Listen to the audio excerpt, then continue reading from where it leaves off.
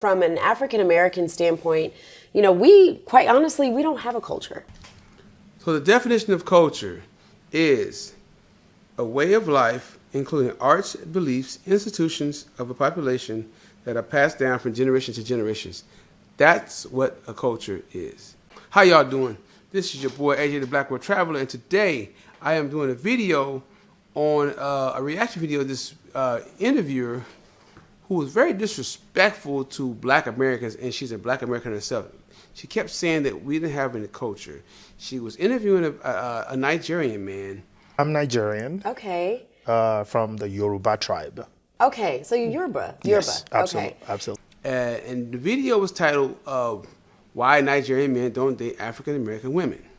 So before I start the video, if you like the video, if you haven't subscribed to the channel, please subscribe to the channel. Like and share the video if you like this video, and hit the notification button so you'll be notified when I make other videos. So I happened to catch this interview, and the interviewer was super disrespectful to her own culture.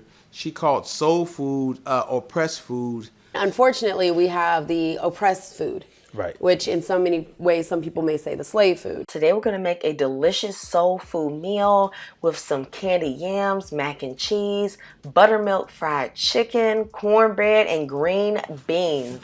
Now, Nigerians, compared to most Africans that I know, Nigerians are very prideful.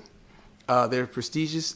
So when she was interviewing the guy, she was asking questions, and I guess she wanted the answers to be negative because she kept saying, hey, what do you guys think about African Americans? When he broke it down so eloquently. So I want to show you some clips of him being interviewed about what he thought about Black Americans. But before I do that, look at the code. I'm going to show you a video of her saying that we have no culture. Check this out. In our community, in which I've spoken to other people, that are of African American, and yeah, we don't have anything. And I think that we struggle with that. I was actually talking to Trav about that before. I'm just like, African Americans struggle with identity because the culture is essentially being created by people that are not great representations of all of us. So she said this several times that we have no culture. It was very, very upsetting to me. You can tell she was very ignorant. And she kept trying to refer to Black Americans of having no culture, no identity. And she asked the guy about what he thought about Black Americans, and he said, we look at them as people who basically got something taken from them, and they're trying to find themselves. Well, the African guy, he was Nigerian. He was very respectful, and he answered the questions, in a very nice way. And now, when Africans have been raised in America, and they have African parents, the African parents do have a lot of influence. He explained how, African parents, basically say this is what you're going to be, especially in the Nigerian community. Nigerian families are very, very in control. They usually have a lot of say so for their kids. When you come from the type of home where your parents don't care and they just want you to go to the college and they're going to choose for you what you're going to major in college. The thing about a lot of Africans that come into America, a lot of them came here, not all of them, but a lot of them came here through war times in Africa. And so when the woman kept saying that, we have violence and stuff like that in the Black community, what we do in the Black American community in America, we do have, there is some violent places, but, we all know that the system created these ways. The ghettos, the poverty was all created a certain way. The cost of living, all these things are being done by our government. So people are going heavy into poverty because of the cost of living and inflation. So all the times when people do live in the ghettos and they were poor, we got to realize before, like in the 60s and 70s, people were able to make it with a dad working and mom stayed at home, because that's what it was. Like one parent could work. And the woman could take care of the kids. Sometimes the woman would get a job to help him if he got in a position where it got hard for him. But that's a lot of times when a woman would work because she wanted to help the man out. But as far as nowadays, it's not that way anymore. So when the woman was kind of pushing that towards the guy, he was answering it. So she made a comment about soul food, And she called it oppressed food. I mean, our soul food is what it is. Like, we have our culture is our food. Our culture is is what we eat, and it's funny because a lot of white folks were raised. Their kids were raised off of soul food because a lot of the black women cook for their family. And you got to realize soul food is a food that our people created, and which is one of the most popular foods in America. Between soul food and Creole food are some of the most popular foods in America in the black community. This is a staple of who we are. Our music, jazz, hip hop, gospel, bluegrass, all these musics inside of the United States were created by black people. So we created the sound, of our music in America. Also, our artists are the only artists that usually can go around the world and have masses of people. We can go to most continents, and because our music is the most popular, our culture is the most popular. People dress like us. Even the Nigerian guy here, he has Cartier frames on. It's like when they live here, they still live around us, so they still have even though their African culture is their culture, they still adapt some of our culture because it just happens because they're here in America. And this generation of Africans, we mingle a lot more with the Africans now, like where our parents really didn't. This generation of African and Black Americans, we actually do work together. We do talk together. We do have friendships, and we learn from each other. So they don't have the views their parents had because they actually lived around us and they experienced a lot of things that we experienced. So there's nothing wrong with that. So when she asked the brother about, what do you think about Black Americans, this is how he broke it down. Check it out. How do they feel? How do Nigerians typically, from your perspective, feel about Americans and how they view them or view you? I personally have experienced African Americans, and each individual that I encountered had a different outlook on life, and that reflects on how they think. Right. You see what I'm saying? Yeah. And how you think is how you do everything. It tells a lot the story about you. You see what I'm saying? So we view African Americans as people that were, I'm going to be honest, I'm going to be blunt, that were robbed off. Like people that something was stolen from them, and they trying to backtrack. Who are we? Just like what you said, we struggle with the identity issue. Yes. You see what I'm saying? So that's how we see them. Okay. But I don't like a stereotypical way of saying things like, oh, all African Americans are like this. And that's why I said each individuals I've encountered were pretty different. So. Right. So we view them as people that were deprived. See, even what he has on is an African outfit. So that's why I say we are not African in essence, because we are descendants only. We are only descendants. A lot of our ancestors came here on their own. A lot of them didn't come on slave ships. So there were a lot of black people in the Americas before slave ships. That's why we have, and in a lot of our cultures and our tribes, we have in the Americas, with the Cherokee, the Choctaw, the Wampanoag, the Shinnecock, the Creeks, all these different tribes in our communities came from where we're from. And so we don't have the connection of Africa. We still, those are still our brothers and sisters in Africa and the Caribbean, but we don't have that experience. And there's nothing wrong with that. There's nothing wrong with not being African. See, African is not just your skin color. So can you tell us a little about the difference in the tribes? I mean, is that like a long conversation? Because I'm sure it's not a quick elevator. The difference in the tribes would be we do have, Nigeria is a country with very extremely rich culture. Yes. So when you see Igbo person, you can tell this is an Igbo person. How would you be able to tell? The name alone. Okay. See what I'm saying? Yes. If you tell me your name, I already know where you're from. Yes. Your food, the dress sense, the dressing, the cultural outfit. Yes. That's just a lot of things. And of course, the language. African, like I say, like the brother just explained, whenever you're African, in any African country and African culture, you have to know your language. You have to know you have to know the rituals. You have to understand the culture, know what to wear, the foods. We're different, and there's nothing wrong with us being different. I have friends from Nigeria, Liberia, the Congos, Kenya. Even you deal with East Africans. East Africans and West Africans are totally different. Culture-wise, everything. South Africans, totally different. Everybody's culture is different. Northern Africans, they're different. All the cultures are different in Africa because it's a huge continent.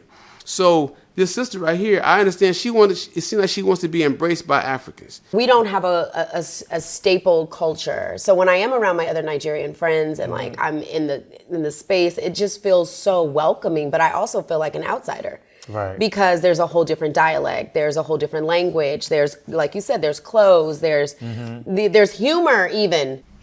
And the reason why I don't call myself an African American is because when you say the word African, you are representing Africa. If you were here, if your ancestors were here for a couple hundred years, couple thousand years, you don't have the African history anymore. There's nothing wrong with it. You don't have African history no more because all blacks didn't come on slave ships, and if your ancestors did come on a slave ship a couple hundred years ago, you just don't have the connection to Africa no more. You don't have no land to go to. You don't have no culture to go to. We were not taught to be African. We were taught to be American. So there's nothing wrong with that. There's nothing wrong with being an American person of African descent. The reason why I say that I would never call myself an African American because Africa is a continent. And in the continent of Africa, there is a lot that we don't know. So if I say I'm African, well, they're going to ask me, what tribe are you from? An African's going to ask you. If you say I'm African and you say, well, what tribe are you from? You don't have no tribe to claim. Even if you say, well, I took a DNA and I found out that I was this tribe, that doesn't make you part of that tribe, because you don't have the actual essence of that tribe. So when this brother is speaking, if you listen to him, he's been raised in America. So see, when you're African and you've been raised in America, you see he still has a kind of an American swag. Like his swag is like still an American swag. Cartier frames, he's clean cut, got the beard shaved. Guarantee you his body scent is probably different because, most black people, when you live outside of America, most black cultures don't wear deodorant. They don't, and there's nothing against that. Not trying to disrespect them, but when you Americanize and you Westernize, you do wear cologne. You do wear deodorant because it's part of our culture. When you live in America, our culture is to wear deodorant, cologne. We just carry on different. So. And see, when she's asking the brother different questions about, black Americans, the reason why Nigerians can relate, they can relate to us as black men because most Nigerians are always classified. When you ask another African that's not Nigerian about Nigerians and what they feel about them, they're always put in the category of being scammers and you can't trust them. I mean, I know Africans who don't trust Nigerians because of the stereotype. That's why the guy said when the woman asked him about what do you think about black Americans, he said, I choose everybody as an individual person because the same thing happens in the Nigerian community. When you meet real Nigerian, when you meet Nigerian people, they're not all scammers.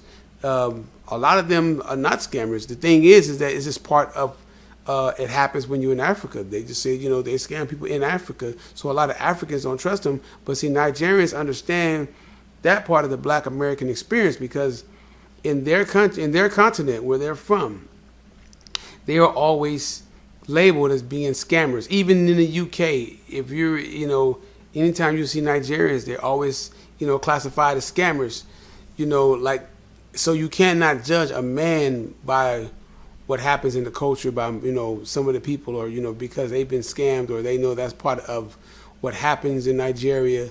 And even Nigerians will tell you, when you go to Nigeria, you just got to be careful. But that's part of where we kind of have similarities because, those of black American people have always the stereotype of being ghetto and, basically not having no culture, which we do have a rich culture. Like, that's why I read the thing about culture because if it wasn't for culture and it wasn't for our people standing up for their rights here, no black person could come in from Africa, Caribbean, would have the freedoms they have if it wasn't for our people in America that basically lost their lives and died and got beaten, got hosed. Got discriminated against. We just had a number ran on us when we came out of segregation. You know, a lot of the rules and the laws against us went against us, as far as like the prison system, bringing drugs in our neighborhood, like destroying all our businesses through the riots. They say we burnt our stuff down. No, when those riots happened in Chicago and L.A. and Indiana and St. Louis and there were riots, the military, when they ran through our neighborhoods with those tanks, a lot of those businesses were bulldozed. A lot of our stuff was damaged. And then outside of the riots in L.A. and all the in the states, in the cities in the United States, you know, even from way back from Black Wall Street to now, we didn't destroy them. What's happening now is that our future has been a reflection of this. So the gangster movies, and they took technology and they took music and video, gave these artists these $1 million deals to rap about street life, to make movies about street life. So a lot of that was influenced why the culture is the way it is now. Like, I agree with the woman saying about the music, like about the sexy red and all that. Like, all of the hip hop today is really raunchy. It's tasteless. You know, this is what the generation is rapping about. But you got to realize, man, a lot of black mothers, let's be real, a lot of black mothers who were single, some of them were not good representations of mothers, because a lot of them had men coming in and out. I mean, most young men who were raised with single moms, even when I was a young man and I was, dating women, most women in the black community were single moms. And, sometimes, you went over late at night, they want you to come over. You all doing, the adult thing, they want you to come over at night, but the kids would be sleeping in the other room. I just didn't like that feeling, so, and I was single most of my adult life in my 20s because I didn't meet too many women who were basically single with no kids. And most women I met that were single with no kids, they had these high expectations of a man. I never really met women who had no kids, who basically was in shape, wanted to travel and see the world. I met a couple like that, but we never vibed. We never had a chance to vibe out because they always wanted, these high expectations from a man. At the time when I was trying to figure my life out and put it together, I wasn't that man. You can look at her communication and tell that she's really ashamed of being a black American. I get it, but I don't get it because, she called black people food. She called soul food oppressed food. Eat chitlins, laughing like that. I mean, that's what they knew. The older folks are still alive. So yeah, some of them still eat that because that's their generation. But that's who raised you. Like, you a black American, you were raised, especially in the South, that's just part of our culture. That's the African man and the black American man are very, very similar.